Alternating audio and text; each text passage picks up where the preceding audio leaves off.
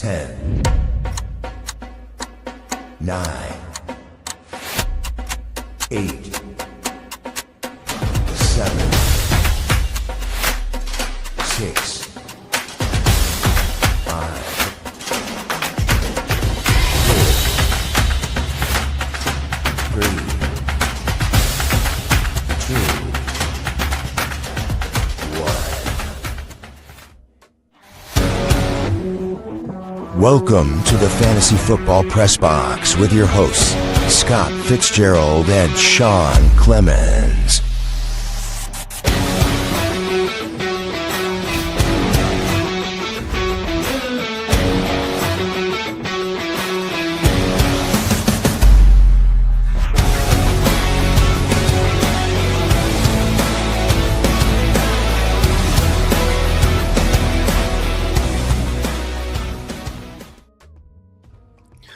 What's up, fantasy world? Welcome to another episode of the Fantasy Football Press Box. Woo, woo, woo. Brought to you by Sudden Death Fantasy Sports. What's up, Scotty boy? I am doing great. We are locked and loaded for another fantasy football best ball live draft. Yeah, man, I'm excited, man. Thanks all for being here. If you're watching right now, we appreciate you guys. Martin and Cool Tyrant, a.k.a. Bustin' Martin, hanging out with us here in the chat already, saying what's up. It's good to see you guys in here. If you haven't already, please like and subscribe to the show while you're here, and I hope you guys are here and ready to have some fun with us today. We got a fantasy football live draft going on, as you can see on the screen, currently drafting away. We'll be getting to that here in just a second after we talk a little bit of football. Scotty, my friend, there's some big news. We got actually surprisingly big news right before the draft. Big trade happening. The big sexy Dexy not going to my Buffalo Bills like we hoped, going to instead the Giants, trading him to the number 10 overall pick, Dexter Lawrence. Who is it, Scotty? I'm waiting on you here. Come on, buddy. You're supposed to jump in. You're supposed to chime in right now. Well, he went to the Bengals, so kind of left that out. Scotty, man, I was waiting for a Joe Burrow drop, dog. I was waiting for you to come out here and talk about old Joe Burrow over here. I don't know why they pick up Sexy Dexy in Cincinnati. Man, you just left me hanging. I went back and forth so many times. It's okay, though. It's okay, guys. That's right. Scotty said it. The Bengals. He's at the Bengals right now with Scotty's favorite quarterback, Joe Burrow, the number 10 overall pick. So what do you think, man, overall, first and foremost, trade value-wise, what do you think? I think it's a little steep for Sexy Dexy, but the Bengals they always do Bengals things, and they do need help on defense. I mean, their defense is absolutely atrocious. I just think it's a little. I mean, I think they should have just sat there at 10 and just drafted a player. I love it. This is so great. See, this is what I'm talking about, man. We know how much you love those Bengals over there, and especially anything in Ohio. So Scott, he's such a big fan of everything Ohio, including their college, that, he has such a hard time seeing the truth about these teams, and I got to tell you, man, I think that it was a solid move for the Giants. I don't think it was a great move for the Bengals. So I'm kind of with you on that end of it. But what do you think about the Giants side per se? Do you think the Giants got good enough value for him? What do you think they're going to do now with that 10th pick? Where should they go in general, offense or defense, really, is the question. Well, I think the Giants did a great in this trade. I mean, they got the number 5 overall pick. They got the number 10 overall pick. So they got 2 top 10 picks in this draft. And I'm gonna look and see how John Harbaugh likes to build his teams. I know everyone's going to be, everyone wants, it's a fantasy. Everyone's thinks fantasy, and I'm going to reel things back a little bit. And I think the Giants are going to get Jackson Dart some help on the offensive line. And their defense is pretty good. It wouldn't shock me if they did go one offensive player. And I think they could go after a receiver, possibly like maybe Tate with the number 10 pick, and then take an offensive lineman at number 5. So I'm thinking they're going to go straight offense. Their defense is pretty decent. So I think they're going to go offense, and it's going to be a lineman and I think they're going to surprise everyone and grab a receiver. See, I'm with you on that one. And I think if they're going to get the opportunity, my honest opinion is they're going to go running back receiver, and they're going to take Love, and they're going to take a superstar receiver, and they'll figure out the rest of that as they build the next few years, because they're going to have some amazing rookie contracts on offense at that point. Their quarterback, their top 2 receivers, their running back, who should be a super stud, they're all going to be on rookie deals for the next 3 to 5 years. So you can take everything else you have resources wise, free agent money, all your extra draft picks coming up, everything else you want, you can put towards your offensive line and your defense, and you can build around them. And they don't even have that bad of a defense at this point. They still got some pretty solid players on defense too. So it's not like they're completely torn apart. Unlike the team they traded him to, who has probably one of the worst defenses right now in the league. And poor Dexter is going to be stuck over there with literally the only man on one side of the ball that can actually is worth his salt. So we'll see how it all plays out over there. For him, unfortunately, he went to the wrong spot. But for the Giants, man, I think it's a steal of a deal, and I'm stoked for them to get that move. And they have a chance to build a really solid offensive core. And to me, top 10 picks, man, if there's solid blue chip skill position players, you got to take them. I know draft through the line, all that. I know that whole Harbaugh philosophy but to me, it's just skill position players are too valuable to the game. You can get a good lineman in other places. It's very rarely can you get to those blue chip skill position players unless you just find that crazy diamond in the rough, or you're at top of the draft. Look at the Bills. They've been dying for a good wide receiver for how long now, because they can't get up high enough to take them. So, that's kind of my take on it. We've talked about this a little bit too longer than we should, because these guys are drafting away here, and we want to make sure we at least talk about that. And, our boy Cyborg is in the chat. What's up, Cyborg, man? I hope everything's going well with your brackets. Me and Scotty both actually joined. Did you take both of them, Scott, or did you just do one or the other? No, I did the NBA. I did the NBA. I got 2 brackets for 20. Great deal. And then I did the NHL. I don't really watch NBA too much. I just think the NBA game is basically just, it's a lot. I mean, I haven't watched an NBA game in probably a couple years, and I watched the Pistons the other day lose, and it was amazing how when you haven't watched the game and all you watch is college, how you look at a pro game and you're like, oh my God, this is just garbage. I mean, the one guy dribbles down the floor and it's like a one-man game every time down the floor. It's either one guy dribbles to the basket, or he dribbles and pops it out for a 3-pointer. There's no ball sharing. I don't know, screens, man. There's no nothing. So if that one guy is Victor Wembanyama, then that's fine with me, because that kid is just going to be like the next superstar in the league, in my opinion. And it's insane that the Spurs continue to just run into these amazing superstar centers year after year after year, or I should say generation after generation after generation, because here we are like the third one deep, and they already got another superstar under the net. So yeah, but I watch more of the NHL. I'm a big NHL head, and congratulations to your Knights. They had a nice win last night. And then the game of the whole day yesterday was Double Down Dan's Buffalo Sabres, who were down 2-0 going into the third period and scored. I think they scored 5 goals in that period, 4 or 5 goals, and I think it was 5 goals, and they won that game. They just dominated the third period. So.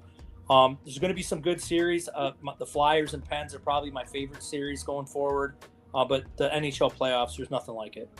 The Flyers and Pens, your favorite series going forward? I mean, I like the series because it's always fun to watch an interstate rivalry, man. But when you got the Knights on one side and the Sabres on the other side, you can't tell me that your best series has got 2 Philadelphia, Pennsylvania teams, man. Come on, dude.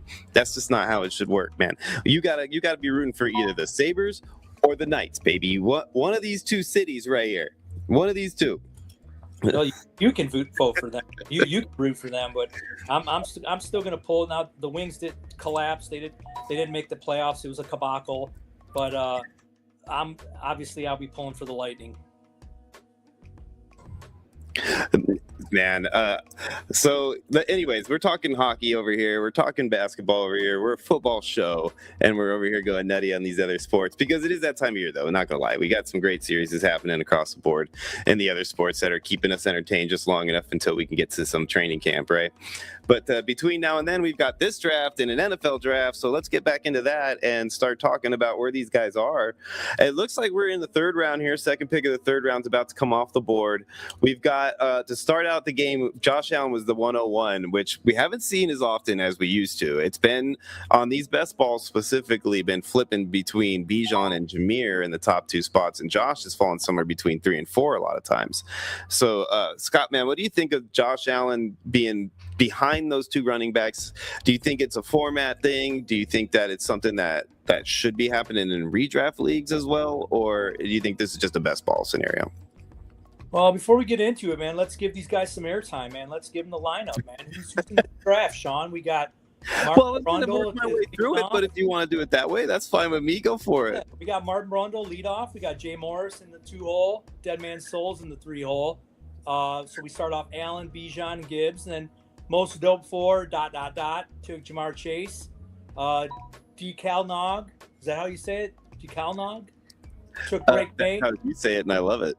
Dougie Fresh 1 took Puka Nacua.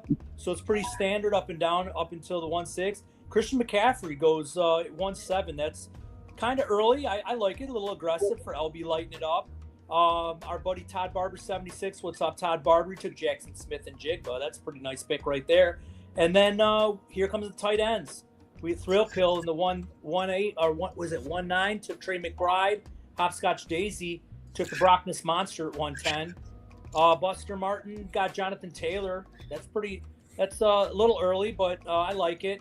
And then Lucky McBlue gets the double tap, and she goes Devonna Chan and Justin Herbert. So that's basically the first round right there. So is there any wow, Sean, in this first we'll say 13 picks? We'll call it a Baker dozen. Nothing too crazy to me, with the exception of McCaffrey going as high as he did. I probably would have gone with a different position there at that point, just because I think there's not as big of a difference between like a McCaffrey and even the guy that they took on their second rounder at the 2-6 spot in James Cook. I would go with one of the top tight ends or a quarterback at that point for me, but it doesn't mean it's a terrible decision. It's just that's not how I would approach my build. So other than that, though, I think they're all pretty standard across the board, with the exception of the fact that only 2 quarterbacks are going in the first round of a super flex. That I don't care what type of format you're using, that should never happen, in my opinion. You should have at least a couple more quarterbacks in those top 12.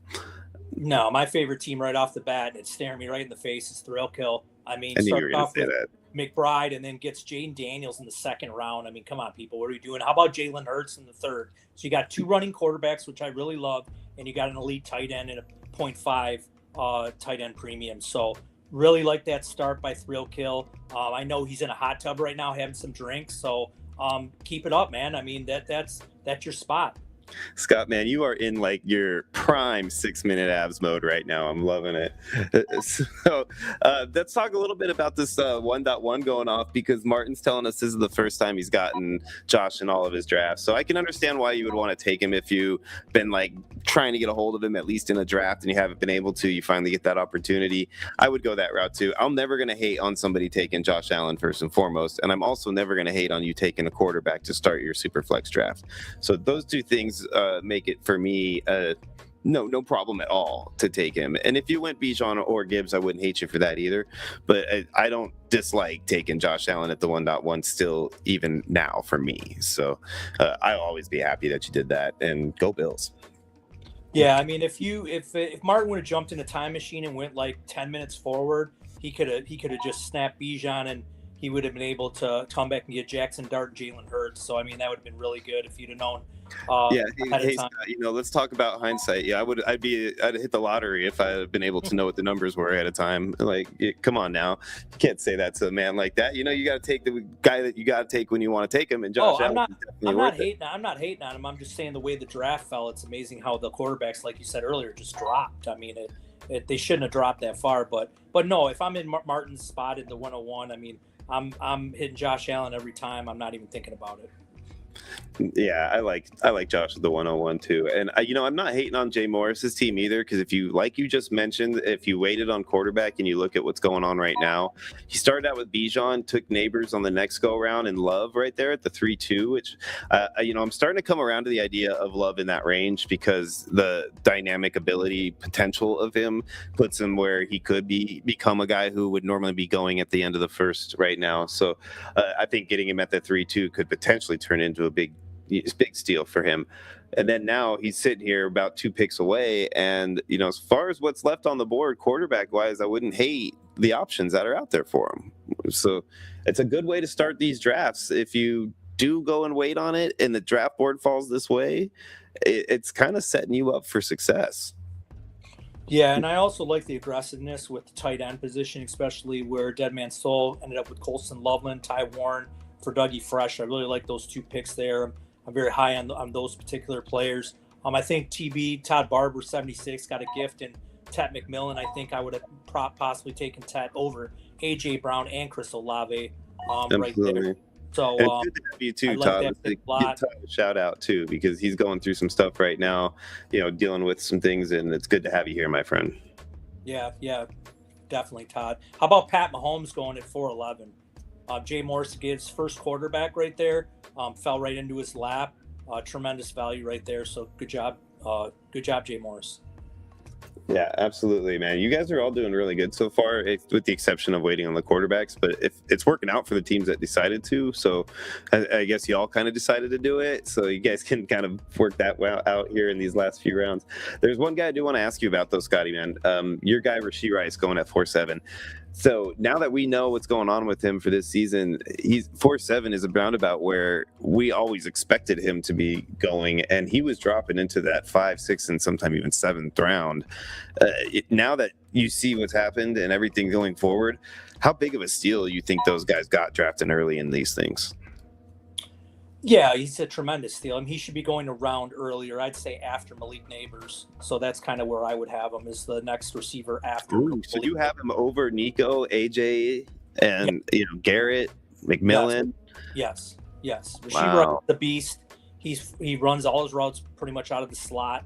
He's just going to be targeted like crazy. And they have Walker there now, who's going to take a lot of pressure. Off. So they're going they're not going to be able to sit back on routes now. They're going to have to respect the run with Walker. So I think it's going to be a big year for Rashee Rice. Man, I agree with you, Bo, but I don't know about putting him that high, dog. You're talking. So if you're saying that he's up there, where would you have taken him after Neighbors went off the board there? Do you take him over, the next running backs, quarterbacks, tight ends? Like, where would he fall before you get to Nico, between Nico and Neighbors? Where do you put him? Well, Jalen Hurts should have been gone way before. I'd say, like I said, a round earlier. I would have taken him, I would start thinking about, let's just say Jalen Hurts was not there. I would have started thinking about taking him after Tyler Warren. So you taking him for sure over like a Chase Brown, Trevor Lawrence, Saquon Barkley, and then Nico, of course, we talked about. So yes, but behind Loveland and Warren and Hampton. Yes. Okay, that doesn't sound horrible to me. I might, depending on the positional depth and things like that, I might go a different route over like him at that point in the draft, for that and for the reason that I might feel like I could potentially slip him to my next pick. So I might go with a different position, but it usually would be for me in that scenario is quarterback, because lately I've been trying to attack one positional player and at least my next 2 quarterbacks within the next 3 picks. So that's pretty much kind of been my approach, which means by that point I would have been snaking a quarterback to hopefully push Rice to the next round. Yeah, I think if you want him, you're going to have to probably take him in the end of the 3rd round, because if you play chicken and wait till the 4th round, you're going to miss out on him. So if you want him on your team, you're going to have to take him at the end of the 3rd. Yeah, absolutely. And these guys are moving right along here too. They're picking in the mid-fifth round now. We've got some pretty, we got some teams kind of shaping out. We got some draft philosophy shaking out a little bit. Like we talked about with Jay Morris, he dropped to the fourth round before he took a quarterback, and he ended up still snagging a good Patrick Mahomes pick right there. So I love that. I personally probably would have doubled down on that position, but that's just my own thing. Otherwise, I still think at least getting one is the way to go for sure. I really like the way these teams are playing out. There's one team that I think is really towing the line right now, and if they keep this up, man, it could be amazing, and it could be the worst thing in the world. It's you know what I'm saying? It's going to be like that, like that movie that the guy put out where he animatronically changed the main character to an ape. That's going to be the kind of thing. It's either going to be great or it's going to suck. So that's kind of what I'm picturing here, is that this is the way this team is playing out, and based on what I'm seeing, I don't know what's going to happen for him. We'll see. We'll see. We'll see. We'll see in the next round. The next round, if everything plays out for him, he should be able to do a double tap. But we'll see, and we'll wait till that. We'll wait. So you know who I'm talking about then? I mean, if you think the way that I'm thinking, then yeah, it's really just one team. Yeah, I'm with you on that one. Because I think there is another team, but I think they'll take care of it this round. I'm sure we're not the only ones that get it too. I'm sure there's a couple of us that understand where we're going with this, because they know us well enough to know why we would say these things. But we're not going to talk about who it is, because that's not how we are. We don't like to pinpoint people on this show unless their name is Scott. So otherwise, we'll just let the board play out the way it may, and we'll see what happens. Yeah, I like LB. I like LB's pick right there in Harold Fannin over receiver. You guys got to remember that in this format, it is 0.5 PPR for the tight end. So, you're going to get those extra points. So between a tight end or like a wide receiver too, I think I would rather take the tight end, especially one that has 80, 90 catch upside. For clarification, it's 1 point PPR, 0.5 TEP. What did I say? You said 0.5 PPR again. Okay, I think everybody assumes if I'm talking tight end, it's 0.5 TEP. It bothers him when he starts dropping the F-bombs. It's okay, Scott. I know it's an honest mistake, brother. I should get a clip of that though, because you do it often enough to make it a fun thing. Yeah, it'll be right there. I didn't know I was still back in school. Hey man, it's all clarification, buddy. We don't want these guys thinking they're only getting a half a point per catch for the rest of this draft, right? It's okay, Sean. You're gonna get a rotten apple tomorrow. I already got rotten apples my whole life, Todd. It would just be one of many. Yes. So okay, so it looks like the drafts. I think all the teams look pretty good, but look, here comes these quarterbacks again, man. They're just flying off the board. Well, see what we just talked about now. Now that the guy's actually taken a couple of quarterbacks, I'm going to talk about his team as by name, and I'm going to say Hopscotch Daisy has turned it around now with those last two picks, I think, and gone from a team I was concerned about to a team that I am extremely excited to see play out. Yeah, I think Hopscotch Daisy, even though they played chicken, they were able to get out of the way at the last second and able to get Jordan Love and Matt Stafford, which are two really good quarterbacks for this format. So, they're both statues, but they're, Love still, I think Love really hasn't hit his ceiling yet, and Stafford is just going to have another year of just airing it out. So, along with Barkley and Henry, two older backs, but they're still good. You get Lamb, and then you got the Brockness Monster. So, I really like this build. Yeah, it's definitely going to be a good one. I mean, there's a lot of them that are looking pretty solid so far, but that team right there, man, it's got a chance to be really, really strong depending on these next few picks he takes. Because there is like a difference between like this tier right here where you get into that 7th, 8th, 9th round and stuff. Like, I feel like there's a pretty big gap between player to player. You know what I'm saying? Within the same tier, like some people really love this guy, some people can't stand them. So to me, like I have some guys like, oh yeah, what the heck is that guy even doing here? And then there's other guys that I'm like, why is anybody even considering taking him yet? And or I think that's where you kind of start to fall into that, realm where you're not, if you don't get that right guy, in my opinion, I feel like you wasted your time in this round.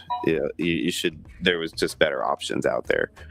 So, I think they just did a great job right there, snagging the Tucker Kraft, Kyle Pitts, and Laporta like that in like a 3 little block. The tight ends, like you talked about with the 0.5 TEP, these tight ends are definitely a useful position to snag early in these drafts. Some people don't realize that, and they wait too long. And there he goes, Kyler Murray. That's the guy I was wondering why he was taking so long to go. I'm shocked by how late Kyler Murray is still going, knowing that he's going to be with my face cousin, the quarterback whisperer, Kevin O'Connell now. Yeah. He should be going a tad higher, maybe a round. I don't know I definitely have him going over Bryce. I don't know if I have him over Baker. I think he's still in that range. I don't think he went super, super late, but I think I still take Goff. I don't think Baker should be that late either. And I don't think, but I think would you take Kyler or Darnold? Kyler. Now I know why TB took Darnold and this is what I want to talk about. Like, with these best ball leagues, you want to help you win. You don't want to like go out of your way to stack.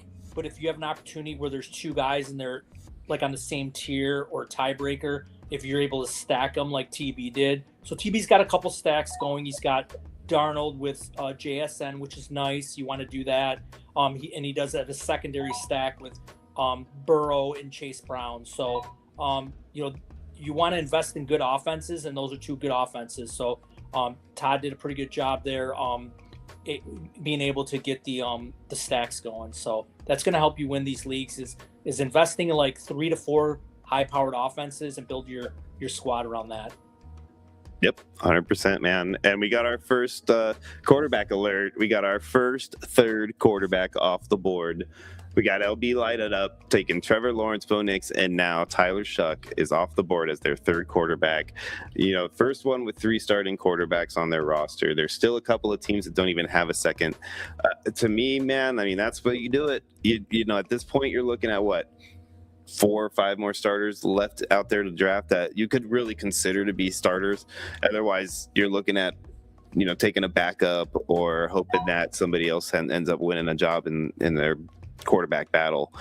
But it's tough for me to not start considering that at this point. Look at TB. Maybe it's because I'm talking about it, but the TB doing it too. That's the way to go, man. I think you just made a solid pickup right there as well.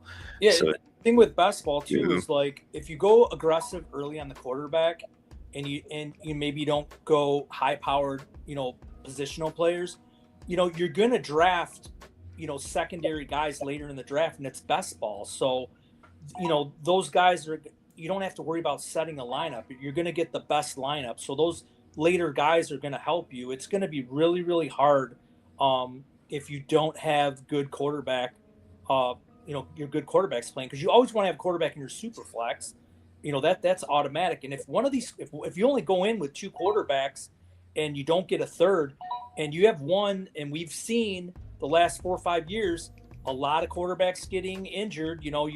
Joe Burrow can't stay healthy. Daniels was hurt last year. Lamar was hurt last year. So these guys get hurt. If you don't have a good second quarterback, your team's done. It's going to be really hard to make up points because, you can't put, you're going to end up putting another positional player into Superflex, but they're not going to get the points they would get if you had a quarterback in there.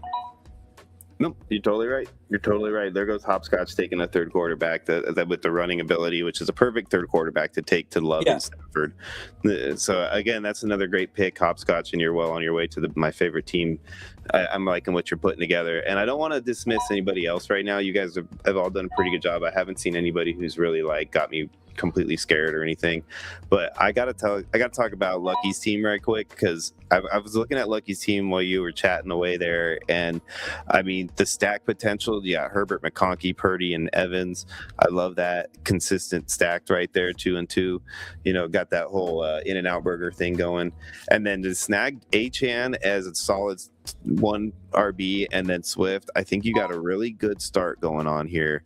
But you know, there's obviously one glaring hole right now that you can work on as you move around, and there's still an option to do some good things with it. So I'm not going to mention exactly what it is. I'm sure you guys know, but I won't say it out loud, and we'll see how this plays out. But I'm liking what you're putting together here for sure. You know, there's quite a few good teams out there, man. I don't want to go start naming team after team after team, but that I just wanted to make sure I kind of brought that up, that I thought you were doing a pretty good job there, working through this draft so far. You know, we're moving up on some people too. Like, where are we at here? We got our first guys. We have two people left who haven't taken a second quarterback. So we got one of them just took a second quarterback right now in CJ Stroud, which, I mean, CJ Stroud dropping below Shuck, Willis, and Ward. I don't think that should happen. Or Jones, to be honest with you. I think I'd take CJ Stroud over any of those previous 4 quarterbacks drafted. Do you feel that way? Yeah, I mean, he's had a ceiling year already. He's had a couple like not so good years, but they're giving him weapons. So, and you know, they got David Montgomery there now. You know, Jaden Higgins should take another step forward. Everybody forgets about Jalen Polk, who I think is going to be a real good player, especially in Dynasty, a guy you're going to want. So they have the tremendous defense there in Houston, and if CJ is going to have a year, I mean, he's going to have to break out this year. I mean, he's going to have to go back to the rookie CJ Stroud. So yeah, I think he's going to, you know, Dougie got him at a discount, and we'll see what type of year he has this year. Yeah, I mean, and that the fact that you were able to pick him up now, this is where I want to talk to our buddy Buster Martin right now. First and foremost, let's talk about his awesome articles that he's been putting out for us on the website. If you guys haven't gone yet, go to Sudden Death Fantasy Sports website, which is sdfantasysports.com. Go check out the news and articles page. You're going to see a few articles there by Chris, Chris Kerr, aka Buster Martin. He's done quite a few, and he's actually doing a series right now that just started today.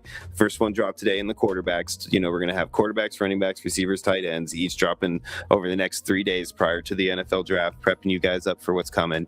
You know, because we all know what's happening right now with the NFL draft is our Draft Pro contest. If you haven't done that yet, also check out the website, go to games, and there will be information on how to get that going. You need to do that. That's a $200 pot. It's not very big right now. Odds are going to be great for you guys to get a hold of that pot. It's a draft prediction. All you got to do is predict the first round of the NFL draft better than any of us, and you got a chance at winning $200. Second place and third place, we're each going to get a free entry into our best ball tournament starting after the draft. So please join in that you haven't already, and read all of Chris's articles. They're really good, especially his new draft ones coming out, because they will help you with your Draft Pro predictions. Yeah, so excited about that. Buster Martin over here, he had Nico Collins. He took Cam Ward over CJ Stroud. At that point in time, I don't have those two guys far enough apart for me to consider taking a guy that doesn't give me the stack over a guy that does, especially when it's one of the top receivers in the league. So do you think that that's where you really think that would make a big difference, and that's the kind of things you like try to watch out for when you're making your decisions between a guy that you might have rated close enough to the other guy that things like a stack will be the reason that you decide to go one way or the other? Yeah, that's a perfect example right there. I mean, I would have pulled the trigger on CJ Stroud and stacked him with Nico Collins. Like I said, if this offense takes another step forward, and CJ has a bounce back year, that'll be a nice little offense to invest in. So, and the defense is good enough there. I mean, I shouldn't say good enough. It's one of the top defenses in the league. I mean, it's going to create turnovers, which will create shorter fields, and put him in scoring position. I wish I had a defense that was good enough like theirs. Jeez Louise, man. That is, like what you said, one of the best defenses in football there. Yeah. Marvin Harrison finally went. So, Do you think that's pretty late, Sean? Like ninth round for Marvin Harrison? I mean, I do, going man. over like I'm Lemon, still shocked. And behind Wilson. Yeah. Like, what are we doing, people? That's Scott's favorite line, by the way. What are we doing here, people? But yeah, and then DK Metcalf to go ahead of all three of those guys to me is almost crazy, cray. Yeah. But I don't understand the hate for Marvin Harrison to that level. I know he's kind of got a lazy look to his game. Now, I don't think he's lazy when he's out there playing, but his strides and the way he runs and the way he moves looks kind of like flowy, lazy look, style wise. And I think that's kind of played bad for him. I really do. I think people consider him to be a lazy player because he just looks like he's like a kind of a flowy, slower moving person. In reality, the man's still pretty fast and everything, but I think that's a problem, man. And a lot of people are overlooking what he's capable of. I'm trying to chase him down everywhere I can. I mean, he's dropping almost as far in dynasties. That's insane. Yeah, I watched it. I mean, I'm old enough to watch his father play, and that was the knock on Marvin Harrison coming in, was he was kind of lazy with his routes, and we all found out how that happened when you hook him up with a good quarterback. He's a Hall of Fame player now, and Marvin Harrison Jr. He's not as big as he's bigger than his father, so he's a better red zone threat. I just think he hates being in Arizona, so I'm trying to pick him up anywhere I can in Dynasty, draft him anywhere I can, buy him low, because I think once his rookie contract's up, he's going to be moving on, and hopefully he gets hitched to a better quarterback going forward. Yeah, no, I mean, he will get hitched to a better quarterback going forward because it's not like he can get much worse. But I do think that what Brissett can bring to the table is good enough for him. Also, if he does have any kind of issues when it comes to, work ethic or, studying, all those kinds of things, like I think Brissett seems like the kind of guy who could help that. He seems like the type of dude that'll be like, look, man, we need to get together. We need to talk about these things because there's times where if you go this direction, man, you're going to be wide open for a huge play and you just go the other way all the time. We need to get on the same page. And like, I could see him trying to push that issue with a young player like that. And, he's done enough in this league where I think that he'll give him the respect he needs to listen. So there might be a little bit of growth out of him this year from him, but in the end, we all know what's going to happen. They're either taking Ty Simpson somehow this year, or they're going to go after one of the top guys next year and get a stud quarterback. And like you said, it might even be Manning's nephew, who's throwing to Marvin's kid. Yeah, I think they're gonna do enough to tank this year and wait for next year to go after one of them quarterbacks next year. I think if they didn't bring Brissett back, I would think that they were probably going to try harder this year for one of these guys. But now that they got Brissett there, I agree. I think they're going to go ahead and just wait it out for another year with him in there, and like they're going to sell the fan base enough to get through the season with Brissett as long as he stays healthy. If they really fall in love with Ty Simpson, I feel like we would have probably heard about that already. Like, yeah, another team I'm liking right now, especially in these later rounds, is Decal at the 1-5. I mean, his receiving room is really, really nice with Garrett Wilson, Devontae Adams, DJ Moore now in Buffalo, Marvin Harrison, and I love Jacoby Myers right there. I mean, talk about a wide receiver room, and that is really, really impressive. Yeah, I mean that's the thing. So that's one of the things you want to talk about here too. Actually, I'm glad you said that because I have a question for you, and this is something I've thought about quite a bit here when it comes to these drafts, and it's helped me to consider a lot of other positions over the wide receiver, especially early on. And I want your opinion on whether you agree with this or not. So, wide receiver, like you said, you look at a team like D. Calinog, he's got Wilson, Adams, Moore, Harrison, Myers. He didn't even start attacking the position until the 4th round. He waited through the 5th round, took another running back there, and then came back in the 6th and 7th with 2 more receivers, but then again went back to the well on running back before coming back for those other 2 receivers. So the position that he attacked, he didn't attack it like wholeheartedly and early on, and still ended up with a super stud, overall group in our opinion. So that is a position that I think you can easily wait on and still fill out really, really well throughout these drafts, especially in a best ball. So I don't hate it at all if you decide you want to wait until like the 6th, 7th round to start attacking that position and you go nuts on quarterbacks and running backs until you get there or something like that. Like that honestly would not bother me one bit if that was your strategy. I think it might actually work out in the end to be the best way to go. Yeah, he zigged while everyone zagged. I mean, if you look at round 6 through 8 in the top 3 picks, I mean, they all were quarterbacks and tight ends. So he was able to get DJ Moore, Marvin Harrison. So he had some receivers dropped him that probably wouldn't have dropped to him if those guys earlier would have maybe attacked those positions. But that's what you got to do. You gotta take what's given to you, and when value gets there, you gotta jump on it. So he's going to be very pleased with this team going forward because you start 3 receivers, which is nice, and he'll never have to worry about bye weeks or anything like that because of that receiving stable. No, I agree. I mean, I probably personally would have gone a different route on that last pick with Jacoby Myers, only because, like you just mentioned, you're pretty solid with your top 4. Receiver is deep, like we talked about, and I probably would have been happy enough to get Harrison and then come around with a different position there, probably the one that's sandwiching the picks that he took, because that position right now is scarce, getting to pretty scarce, and he hasn't even attacked it yet. So I'm concerned about where that's going to go for him. But like you mentioned on the rest of it, though, it's all pretty solid, and starting out pretty well if you can fill the depth out solidly. Super competitive squad right there. There's a couple of guys that are drafting pretty well in here, man. Let's look at Dead Man Soul over here, man, our good buddy over here, and he's working a double today, by the way, and he's drafting with us right now and working a double at a restaurant. So more power to you, brother, because you haven't even missed a pick yet, and you're out there like handling your biz, and that's some pretty hefty stuff there.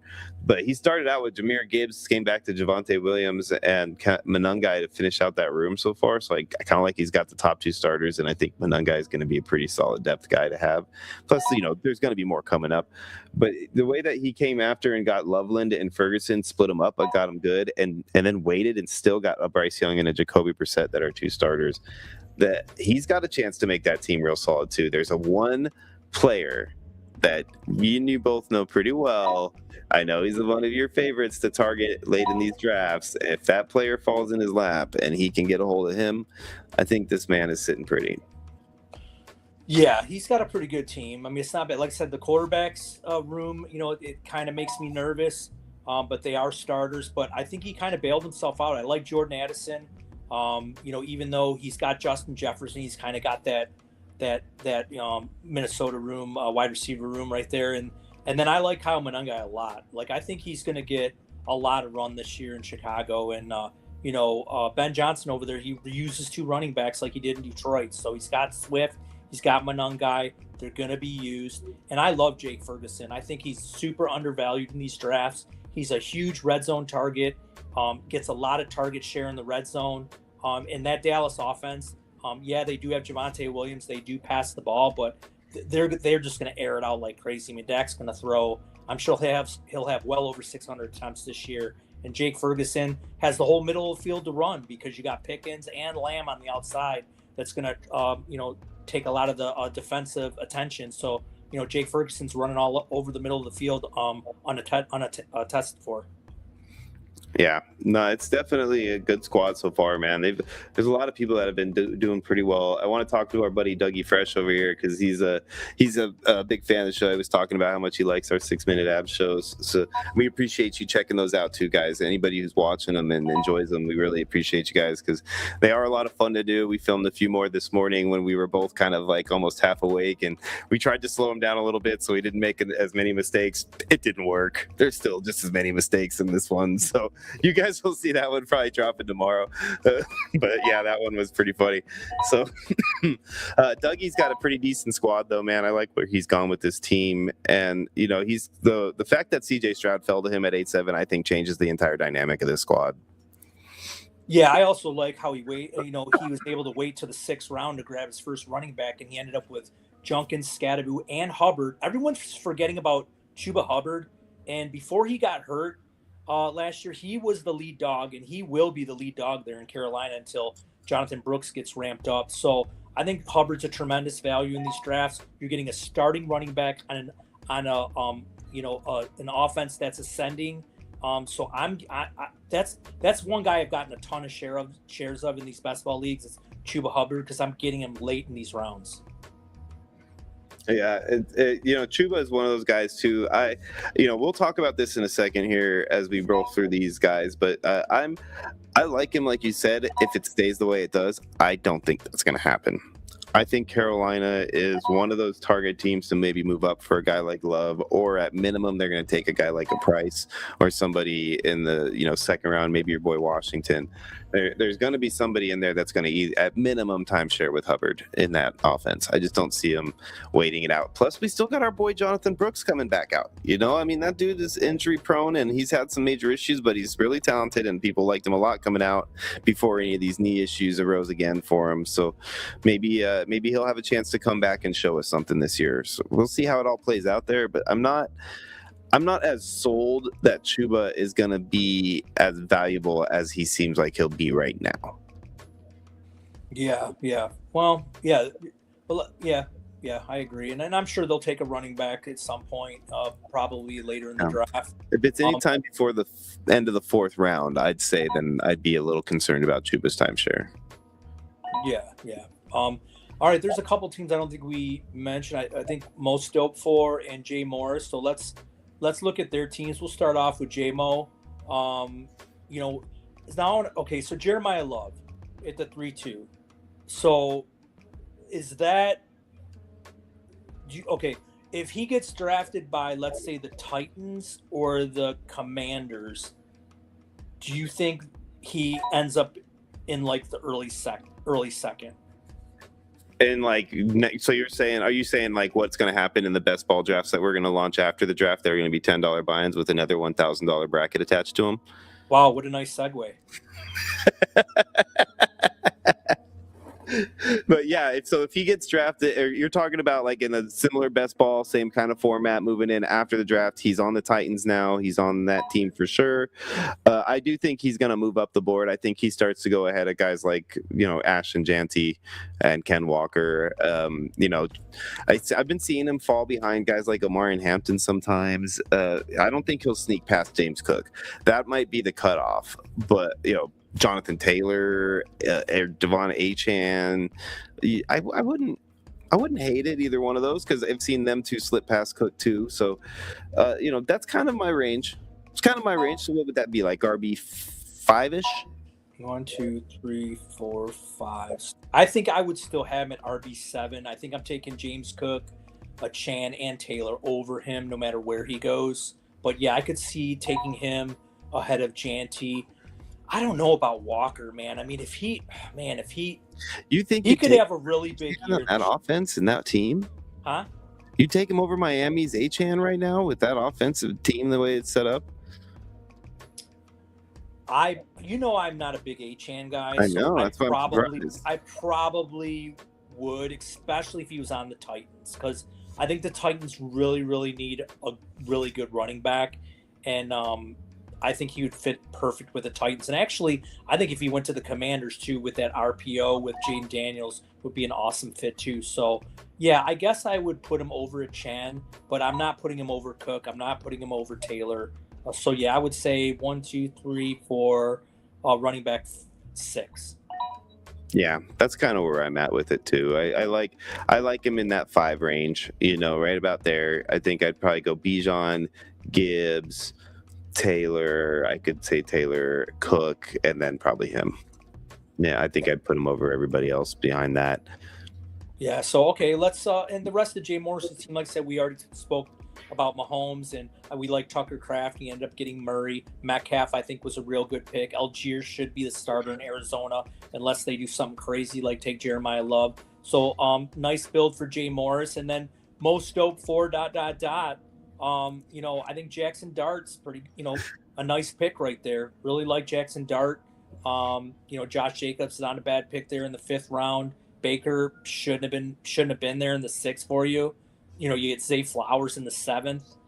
So pretty nice build right there. Kind of like that. So what do you think about Most Stoked for, like Sean says, ... I think he's doing pretty good, man. I like the way his build's been started out with Jamar Chase and then Drake London, and still able to snag Jackson Dart in the 3rd round. Jackson Dart is a guy that I think should be up there where Caleb Williams is considered, and a lot of people don't have him up that high. Now that the Giants have those top 2 picks, at least one of them is an offensive skill position. So he's going to just have more weapons than we even realize now. So I like him a lot. And his running backs to get Irving, Jacobs, and Monty in the rounds that he got them in, I really like that, because I just talked about how I would like to wait on receiver and go running back heavy early because of the depth aspects available on receiver versus running back. But for him to still be able to get Bucky, Josh, Monty after going Chase in London in the first 2 rounds, followed by Dart, I think it's a good setup for success. He's able to snag Henry and Okonkwo in a position he waited till 10th round to take. Another thing that I think helps him out a lot. If he can grab one more guy that is for sure going to play and be helpful depth for that tight end role, then I think he's well on his way to a top team in this league also. So he does a pretty good job drafting. He's been in a few leagues. I've been watching his teams go, and his teams definitely ... it. Nice. And I've noticed too, I think, a lot of people do watch our 6-minute ab shows and our breakdowns and loves that and notice that we do, hammer on teams if they don't, adequately draft the quarterback position. And I noticed there's a lot of quarterbacks went from the 6th round up, which is very nice. We know that people are listening, and you guys that draft in your home Superflex leagues, you guys are going to be able to take advantage of those players in your league if you attack the quarterback position early. So you guys are doing a great job, and it's nice to know that you guys do consider our advice. Yeah, it's pretty insane to watch how these things are playing out and how they've fluctuated from the beginning to the end, right? When you're going through, we've done 40 of these leagues, and when you're going through and watching how 41 actually technically, but if you're going through and watching how everyone's doing with these leagues, and how the trends are kind of flowing as time goes along through the early off season, it's been really interesting to see the rising and dropping of different players here and there. Rashee Rice is one we talked about earlier, which is an obvious answer because of all the concerns, but things like that. I mean, you see players just going up and down the board right now, all over the place. Christian McCaffrey was dropping like insane in the very beginning, and then all of a sudden now look at him, he's at the 7th pick here. So those are players that, like, if you do these things early on and you get on it quick enough, you can get some really good steals. And then the rookies, man, they become gigantic steals on those early drafts because people have no idea what to think about them yet. Yeah, I mean, I've noticed Malik Willis going up. Obviously, Kyler Murray, once he signed, he started going up. I still think Kyler's going still a little bit later. I mean, I think I'd like him maybe a round or 2 earlier, especially with his rushing upside. The running quarterback just gives you a tremendous floor every week. Even if he has a bad passing game, if he runs for 40, 50, 60 yards and gets in the box one time running, I mean, that's a really nice floor for you going forward. So, and then, like you said, Sean, yeah, Rashee Rice news and the the rookies, and I don't really draft too many rookies. I mean, I think out of all the best balls, I may only drafted a couple. I just am I losing out on a guy getting in a good spot? Yeah, but over the years, it's really hard for rookies to just like really bust through year one. And especially if you got to take them like really early, they got to land like in a nut spot and basically get a lot of the carries or a lot of the target shares, going forward. So, I mean, it can happen. I mean, Brock Bowers, I mean, Harold Fannin, I mean, Ty Warren had a great year, for tight ends. And, I mean, look at Sadiq. Guy like Sadiq, if he goes to the right landing spot, the talent level that he brings to the table, he could easily eclipse Kyle Pitts' rookie season. Yeah. But there are also landmines. I mean, everyone drafted Janty early, and he didn't really have the best year. I mean, last year. Is it always a Raider? You notice that? It's always a Raider. The ones that suck, man. What's good for your first round rookie Raiders, man? I mean, Bowers was great. It just Janty just couldn't get it going, and but it wasn't the best offense. It wasn't for running. It was more passing, and then I don't think anyone even knew that. What's up with Janty standing like he's in line at the DMV when they're getting ready to snap the ball? Do you know what I'm saying? I mean, the dude's doing everything except for like posting a TikTok back there. So, it's like, dude, get into your stance, get ready. There's a play coming, man. So he the reason why he does that, and he started doing that more towards the end of the year, and it actually makes a lot of sense because he's not the biggest, the tallest back in the world, but he says if he stands up, he can obviously see over the offensive line instead of, getting in his stance. So he can kind of see, where linebackers are moving, if somebody's stepping up into the box, and it kind of gives them kind of a head start on like maybe where to go. So I'm not saying like other running backs are going to do that, but if it helps them, then, go for it. But yeah, I thought that was very interesting, but that's the reason why he stands up now, is because says that he gets a better view of the linebackers, a better view of if safety stepping up in the box and what direction he may want to go. Oh, he's just too lazy to get down in his stance and he wants an excuse. I mean, if he's too lazy, he's probably just getting a 4-point stance. Hey, I've never been a huge fan of Boise State players anyways, so, it's easy for me to tease. But, go Rebels. Anyways, dude, look at our buddy over here, Buster Martin, man. Chris is telling us this is his least favorite best bill of the season, dude. His least favorite. Like, you think that has anything to do with the fast draft? Do you think he's nervous because he's live on the air with us right now?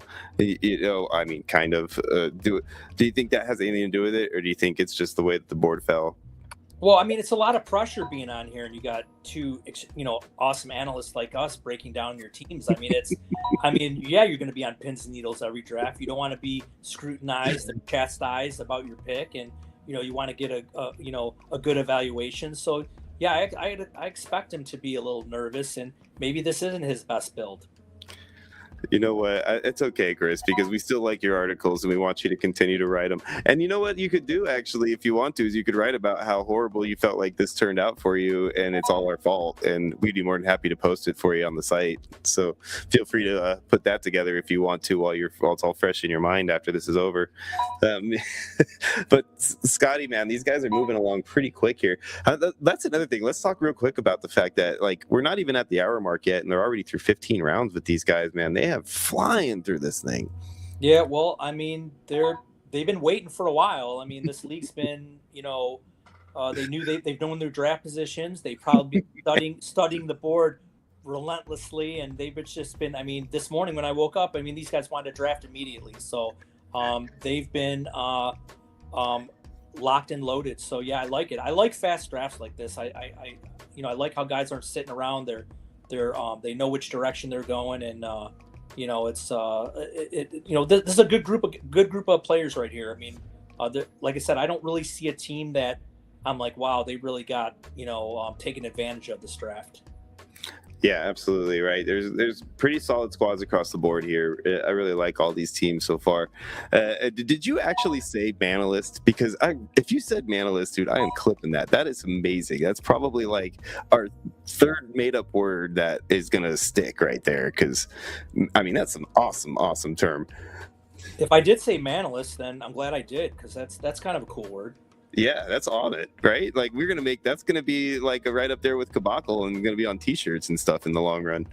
Yeah, I'm gonna have to go back and clip that one out. That would have been about the 54-minute. I'm gonna go look for that one, and maybe I'll make us a little Manalist theme song. No. So awesome. But man, let's speaking of Martin Brundle over here talking some fun Manalists with us. He's got Kyle Pitts, Laporta, and Kincaid attacked him 6, 7, and 9 round respectively. Man, I love that approach right there. I really do, man. Like, you're talking a 0.5 TEP. These guys could easily be flex players on your team at any given week even if 2 of them blow up in the same week. They're total studs in their position. They're gonna get the targets they need. Like, I love that, man. I think that's a really good way to do it, especially after he waited, 5 picks late to get him. So he already kind of went after his super studs in other areas before he even started going that route. Yeah, you're looking at the other players that went after Kincaid, and they are. I consider Metcalf now maybe not the WR1 anymore, because they got Pittman there now. You got Michael Wilson, you got Sutton, who's got Waddle there now. Parker Washington's got a battle with Myers and BTJ. The only guy I may have taken over Kincaid would have been Marvin Harrison, because I think he's the only guy out of that group that could potentially catch 90 passes. And it's amazing how Wilson went over Harrison. So, but yeah, other than that, I like the Pitts Laporta double tap there. Like I said, these tight ends in this format, I would rather take a good tight end that's going to catch 80 to 90 passes over a WR2 that's maybe only going to catch like 70 or 80 passes. Exactly. Because each catch is, what is it, Scott? 0.5 TEP. Yeah, 0.5 TEP. I love it. Oh, man.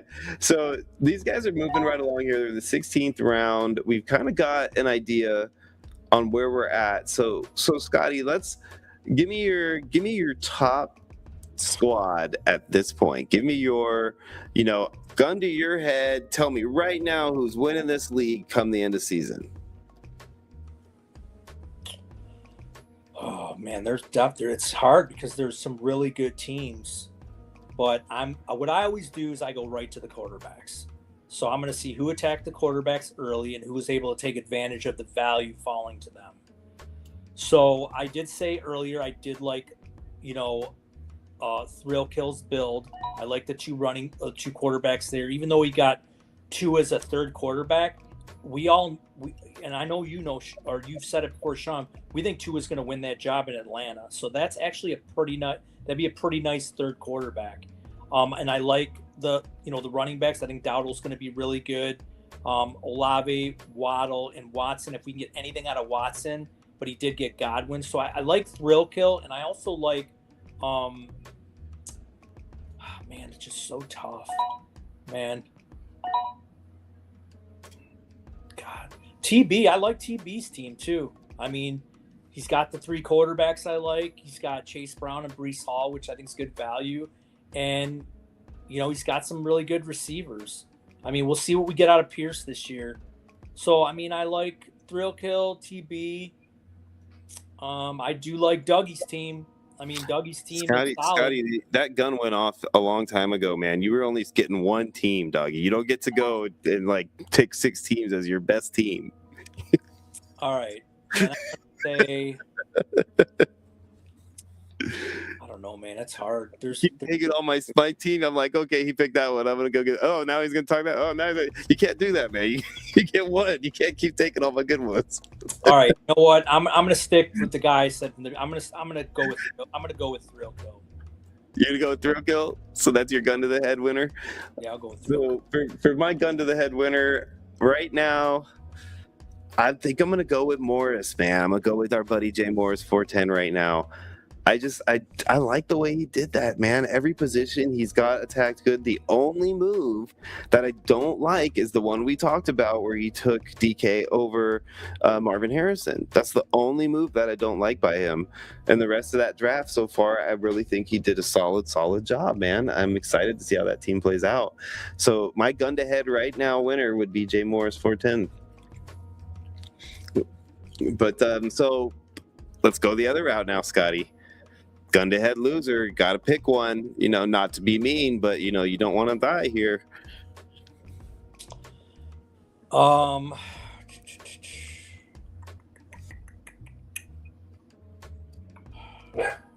there's two teams really. And, well, it looks like Roscoe knows. I really do like Dead Man Soul's team, but I just can't. That quarterback room is just a glaring hole for me. And then also to just a caveat, I know he picked number 1, but his quarterback room too, besides Josh, I mean, you just got Mendoza and Rodgers, and if Rodgers doesn't play, you got a rookie quarterback sliding in your super flex. That's going to be pretty rough. That's if he plays. He's sitting behind Cousins currently. Yeah, because that's even if he plays. So that's going to be really rough every week. So you going with Martin or you going with Deadman? I think Deadman kind of recovered better, so I'm gonna go. I'm sorry, Martin. I'm gonna go with you. Man, dude, Martin, you're getting double whammy, dog. That was mine too. I'm sorry, man. I'm not trying to be mean here or anything, but yeah, dude, it's the quarterback room. It's all it is if you'd have taken somebody, I personally think once you snag Pitts right there, even though I talked about how much I do like taking the tight ends like that in a row, which I kind of do, right there, your build situation at hand, you gotta take Murray over Laporta right there. Yeah, gotta Murray. do it. You take Murray over Laporta right there, and it changes everything, dude. Everything for you on this team, in my opinion. You could always come back and get another tight end later on if you wanted a double tap tight end instead of taking Mendoza there, and gone with Pitts, Murray, whatever two tight ends you get there, Kincaid and whoever, Gadsden maybe. Like, I'd have been happy with that more so than I am with the situation at hand, because not only does Mendoza maybe not play, but we don't even know if Ayahuasca Aaron is out of his darkness retreat yet, so we have no idea what's going to happen there. That's the only reason that I say all these things, man. Otherwise, I think you did a good job getting some really solid players when they came to you. I like Janty Walker combination like you did there. I like the fact that you started out with Josh. I think things just fell off the rails right when you decided to take Laporta and Pitts instead of at least one of them being Murray. Yeah. I don't even mind them taking Mendoza there. If he'd have just taken Murray, came back with Mendoza, he still would have got Kincaid. So you didn't really need to go Laporta, with Murray sitting there. So but like I said, he could have been trying something different. Like I said, these guys, to let the audience know, these guys a lot of these players here were drafted in multiple leagues, best ball leagues, and sometimes people want to try to do different builds. The one thing you don't want to do in best ball is you don't want to have your portfolio loaded with all the same players. So it's not a bad idea to diversify your portfolio, especially if you're in more than 7 or 8 leagues. No, I totally agree with that. And that's a good point right there that we want to make sure we talk about here too, because some of these guys would have probably gone a different route normally if they weren't on their, umpteenth league at this point, and they want to make sure that they spread the love. Because if you sit there and you constantly draft the same ADP, your same ranking setup every time you draft one of these, if you end up in the same spot, you're going to have a lot of the same players multiple times. And then next thing you know, a couple injuries hit, something happens, maybe your guys don't pan out the way you thought they did, and not only is 1 or 2 of your teams toast, but all of your teams are now toast, and you're pretty much SOL. Nobody wants that to happen. So a lot of us that drafted in more than 1-digit league, so anything 10 and up, a lot of times we diversify our drafts across the board just to make sure we don't end up in that sinkhole scenario.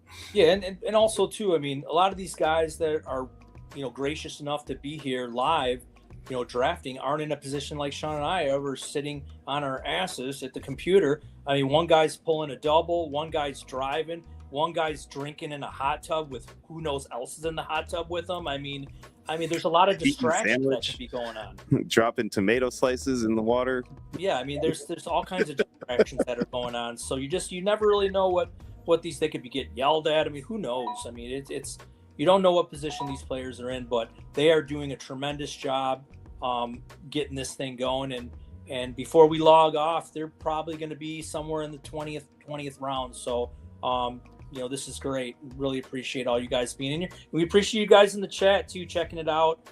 Please don't forget to like and subscribe to the podcast.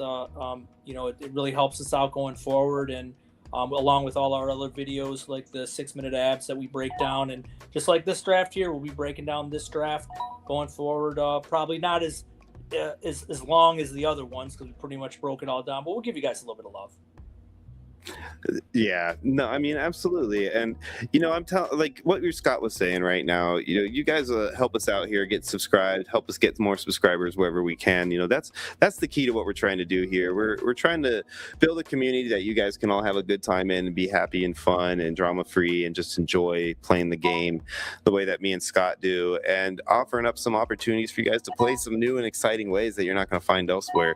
That's kind of all of our bread and butter. But in order to do all that, in order to provide all that for you guys, we need to get some subscriptions. We need to build up this media presence, because we want the man to pay for all these good things for you, like our bonus pods and all the other cool things we're trying to offer you guys. So helping us out with those subscriptions, doing what you're doing right now, is exactly what we need from you guys, and we 100% appreciate everything you guys do for us. And when we get to the point where we can, all of our goals here, everything we're doing is all for the give back option. So when you get to the point where we got our 500 subs and we can start doing our super chats, that money's going right to US Vets. And, any other funds that we can raise, any maybe 50-50 brackets we do, anything that we can do as we move forward that we can incorporate a donation aspect of some kind, we're going to do it, because that's the honest to God end goal of what we're doing here, is to try to have a great time doing the thing we love to do and help as many people as we can along the way. Because we don't want to take, we don't want to have to take rakes and stuff like that from you guys. We want to give all the money back to you guys that you bought in. No funny business, and like Sean said, we want to get paid through the monetization, and then eventually be able to give back to veterans, people in special needs, do stuff like that. So it just really going to help us out with the subscriptions.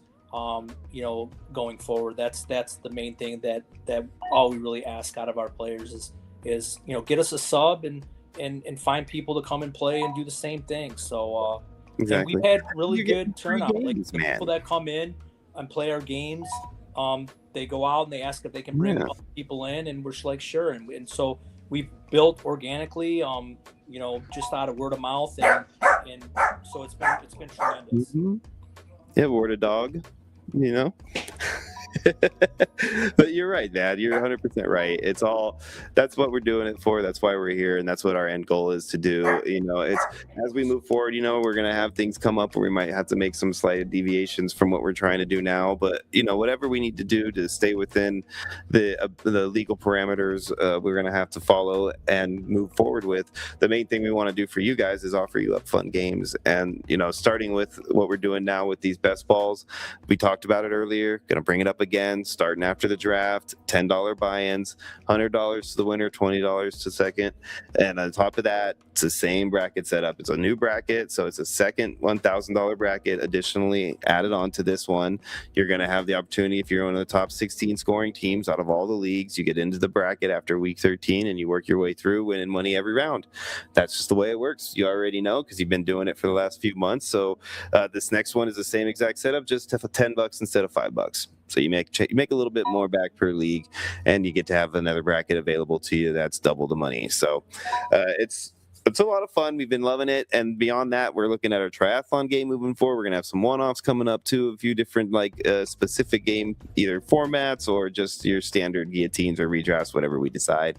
So just keep in tune with everything. Subscribing is the easiest and best way to do that.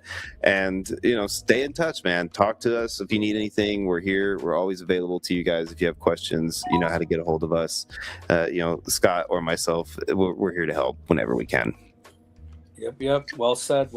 So you want to talk a little bit about the draft coming up before we log off, Sean, about the draft this weekend? We want to talk about our contest here that we're giving away some more. Now, this is free money. I mean, we're giving away 100, and then Kyle from the Draft Pros giving away 100. So it's going to be what, $200 up for grabs?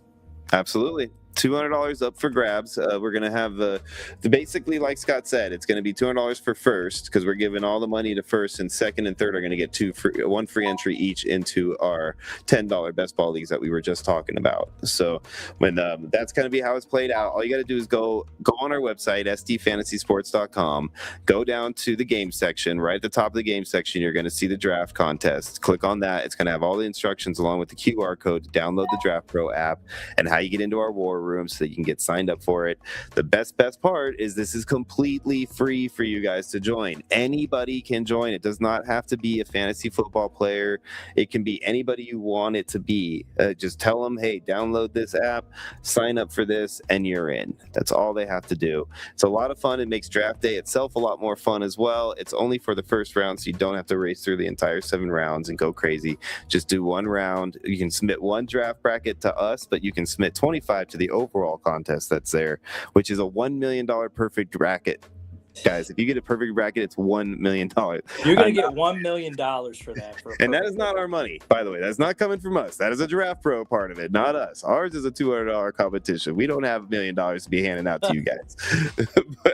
but Draft Pro is doing that part of it, and that is something that you'll automatically be entered in as soon as you start submitting your draft brackets or your draft predictions. And the best part is you get up to 25 predictions, guys, up to 25 of them. So you could just, you know, oh, I'm not sure that this guy's going to go here, this guy's going there. Well, let me just submit one this way and one. I still have 23 more to play with. So that's how it works, guys. You know, one bracket for us, 25 for the big game. So I hope you guys do this, man. You really got to get on it. It's an awesome thing to do, especially ours, because right now our odds are lower because we've only got a few of you guys joined so far. I'm sure it's going to go crazy over the next few days as we get closer to the draft. But either way, definitely jump in there and be a part of that because, like we said earlier, it's free money, guys, and why not? Yeah, if you guys want more information on that, besides like Sean said about getting a hold of us, if you look at last week's show, we had Kyle and Teddy on. Watch that show over if you haven't seen it, and basically the whole show is about the Draft Pros, so you guys can learn about that on last week's show. Yep. And next Wednesday, actually, we're not next Wednesday, this Wednesday, and 2 days from now, we're going to have a special edition live show for you guys too. Teddy and Kyle are going to be back, and we're going to run through and actually do a draft prediction bracket for our, actually I should say mock. I keep saying bracket because we're so bracket oriented lately with all the playoffs going on, but an actual draft mock that is available. We're going to do one on the app live on the air with Kyle and Teddy. We're going to talk through each pick and we're going to actually submit one for the $1 Million bracket live on the air with the two of them. So I'm really excited about that one too. I think we'll have a great time doing that. And, you know, and then obviously Thursday, you guys know what's happening Thursday. It's draft day, baby. You know, we might end up on the air, we might not. We'll let you guys know how that plays out. We'll know by Wednesday for sure, so we'll give you an update then. But it's going to be exciting. I cannot wait to see what happens in this draft right now. There's going to be so many things happening amongst the predictions and the trades and all of the craziness that's going to go on. Plus, it's going to be in Pittsburgh. We know how crazy those steelheads get when they start drinking. So, I mean, this is going to be one of those ones, just like it was in Detroit, I feel like. Just a really exciting and a really fun draft. Yeah, exactly. And then once again, we want to thank everybody in chat for coming in. We had a great show. And we want to thank everybody that what's up, Jay Morris? The live draft, too. You know, we really appreciate you guys taking your time in your busy day to come and you know, draft live with us and have a really good draft. When you guys are in round 20 already, so we'll end up you know, when we log off, these guys will finish out their draft and then we'll end up evaluating it at a later date. So so other than that, Sean, we got anything else before we sign on off? You know, other than what you said already, liking and subscribing and all those good things, man, you know, things are going to be moving pretty fast for us here coming up soon. We got the Fantasy Football Expo that we are signed up for coming up here in July. That's going to be in Canton. If any of you guys can make it, there's getting a decent sized group of people that are going to be heading out to Canton for this Fantasy Football Expo that are part of our crowd here. And it's going to be a lot of fun. And we'll be there, myself and Scott, with a booth. We're going to be doing some giveaways and stuff there. You guys should definitely make it if you can. It's at the NFL Hall of Fame, so you get to go there as well. You know, that's another great opportunity to see something amazing that is, you know, something everybody should see if you're a football fan. I mean, those things that are coming up, along with obviously the triathlon game launch, which those of you that don't know about the triathlon game, it's going to be probably what you're going to enjoy the most this season. Everybody who's played it can vouch for it.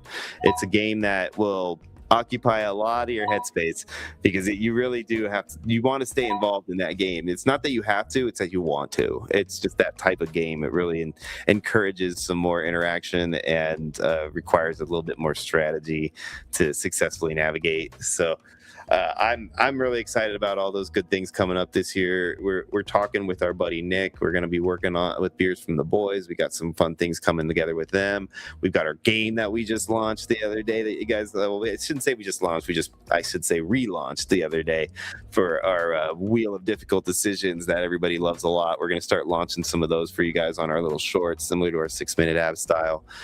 So all those things that are coming up for you guys, man, it's all going to be here for you to kind of mitigate this time between now and the beginning of our favorite season, the NFL regular season.